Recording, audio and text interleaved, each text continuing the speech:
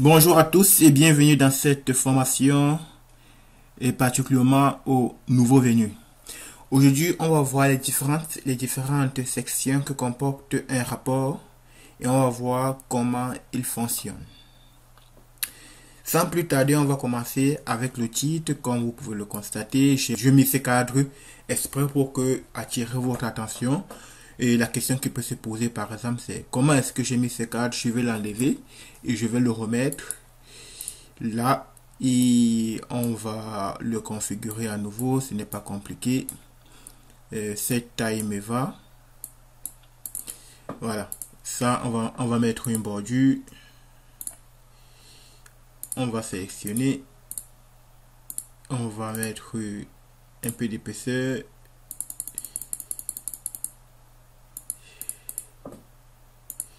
Et on va changer la couleur. Voilà comment j'ai mis ce cadre. Donc, comme je disais, on va commencer par l'entête. En fait, l'entête, c'est comme tout document, on a un titre. Qu'est-ce que je dis? Non, on commence par le titre. Comme tout document, un rapport a un titre et qui n'apparaît qu'une seule fois à la première page. C'est donc le rôle de ce titre, de cette section titre. Il n'apparaît qu'à la première page et une seule fois dans le rapport. Voilà.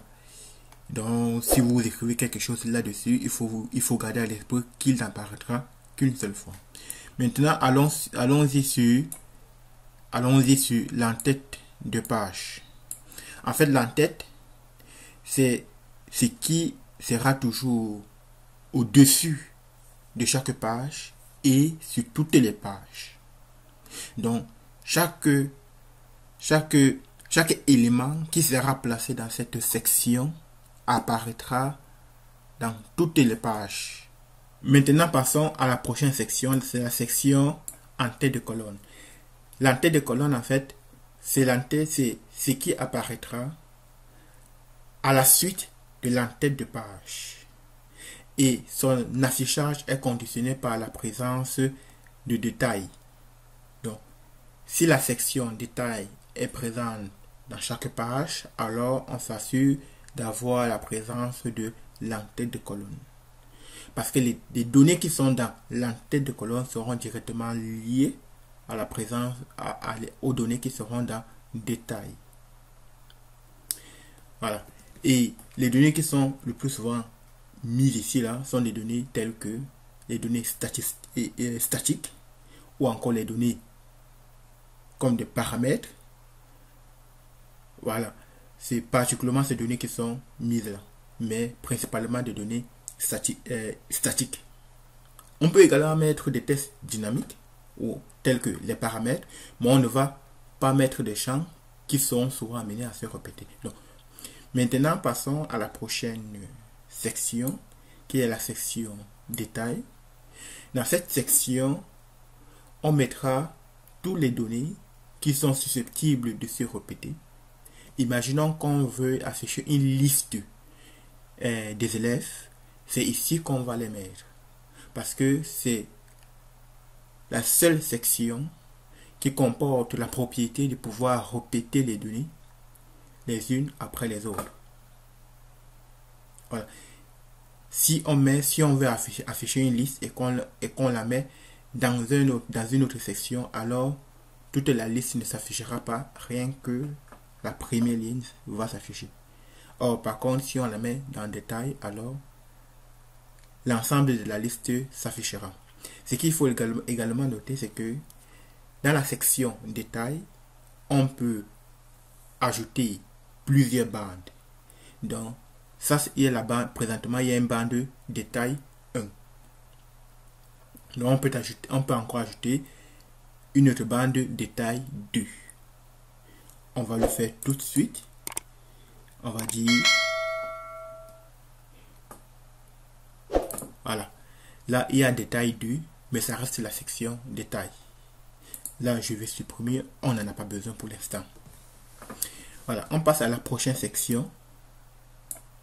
La prochaine section, c'est section pied de colonne. c'est la même chose que en tête de colonne. Ce pied de colonne apparaît à la fin de chaque colonne d'un rapport. Ce qu'il faut également noter, c'est que un rapport tel qu'il est présenté là, on a un rapport présentement d'une seule colonne. Mais on peut avoir un rapport de plusieurs colonnes. C'est-à-dire qu'on prend une feuille A4 telle qu'il est là, ou alors telle qu'elle est là. On va la diviser de manière à avoir 3 colonnes. Et chaque colonne comportera son pied de colonne. Donc c'est bien pour ça que c'est noté pied de colonne. Et ça fonctionne de la même manière que l'entête de colonne. Donc ça veut dire que ça appartient à une colonne bien spécifique. Dans notre cas ici, là, on a juste une colonne. Mais il pourra arriver que dans la formation, qu'on ait besoin de créer un rapport avec 2, 3 ou plusieurs colonnes.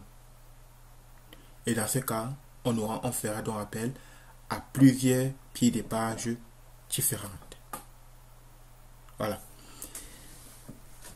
Ça étant expliqué, on va passer au pied de page. Au pied de page, comme vous le savez tous, tout document comporte un pied de page. Et pied de page, c'est donc la section qui s'affiche à la fin de chaque page. Ça comporte généralement les notes de bas de page ou encore, et le plus souvent, et je dirais même obligatoirement, la numérotation de la page. On peut parfois mettre certaines notes de page, comme j'ai dit tout à l'heure, notes de bas de page, ou encore même des titres. Mais toujours est-il dit que ça apparaît à la fin de chaque page. Dernier pied de page. En fait, ici, là, si vous avez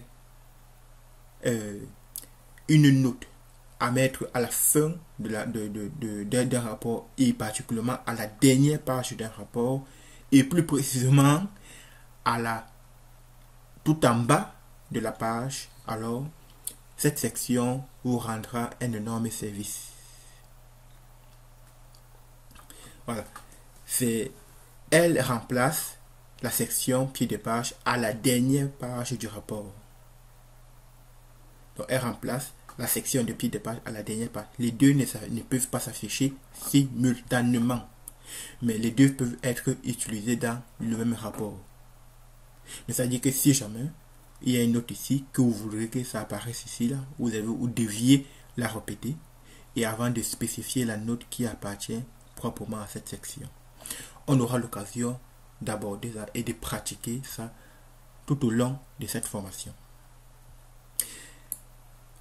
La prochaine section, c'est résumé.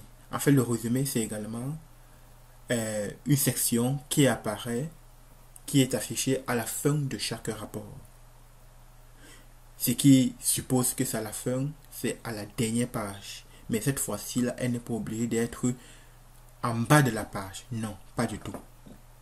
Et elle peut même s'afficher. Elle s'affiche également, en plus du pied de page, elle s'affiche également.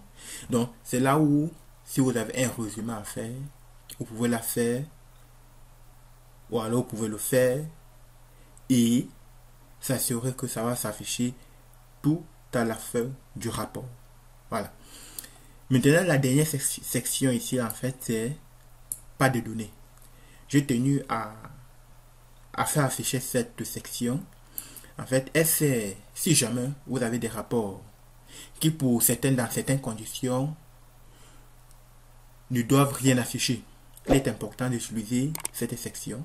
C'est-à-dire que concevoir quelque chose de telle sorte que s'il n'y a pas de données, alors que cette section puisse s'afficher et nous informer et nous apporter une information bien spécifique et personnalisée. Voilà. Autrement dit, s'il n'y a pas de données dans votre requête, vous aurez une erreur et vous n'aurez donc pas un affichage, ni même l'entête ou le titre. Vous aurez tout simplement une erreur. Voilà. Donc il est important de prendre ceci en compte et de le configurer, et je dirais même à chaque début de rapport. Voilà donc ce que je voulais voir avec vous pour la présentation des différentes sections de rapport. On peut également citer, on peut à toutes ces sections citées et vues, on peut ajouter deux types de sections ou bien un type de section, les sections, le groupe de sections. C'est ce qu'on appelle groupe de colonnes et groupe, du moins groupe d'en-tête et groupe de pied de page. Groupe d'en-tête et groupe de pied. Donc lorsqu'on crée un groupe, ça s'affiche soit à l'en-tête, on peut décider de l'afficher soit à l'en-tête, soit au pied de page. Voilà, ça va être tout pour cette section et je vous donne rendez-vous pour très bientôt. Et entre-temps, prenez soin de vous, essayez de revoir la vidéo, partagez si cela vous plaît et je pense que ça va aider plus de personnes. Essayez de la partager et faire en bénéficier plusieurs personnes, plusieurs autres personnes. Sur ce, je vous remercie et je vous donne rendez-vous pour la prochaine fois. Prenez soin de vous. Merci.